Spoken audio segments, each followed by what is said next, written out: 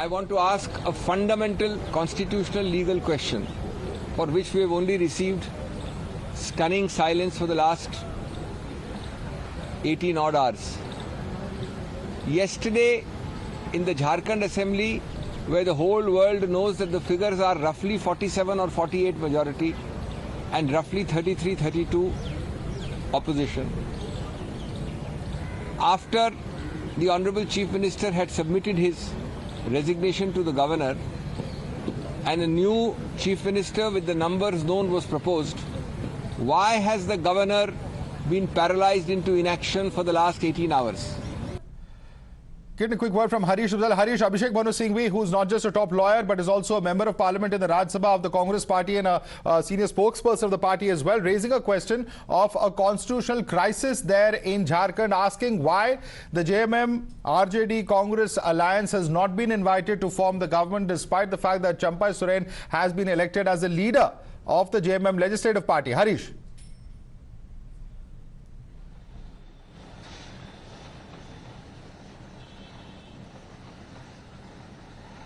Well, I think there's some problem with the Harish's audio there, but there is, in fact, we have Priyank also with us. Priyank, I believe that now we are seeing Champai Soren, in fact, going out on a march for the Raj Bhavan with all MLAs. That's the latest update coming in. Can you take us through what's happening, Priyank?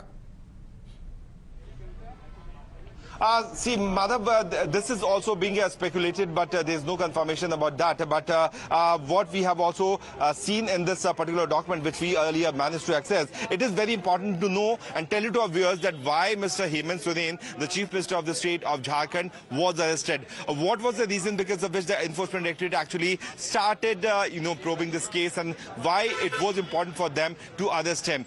Remember, for the viewers, we broke that piece of handwritten information, which was showing the name of one person who was named Bhanu Pratap.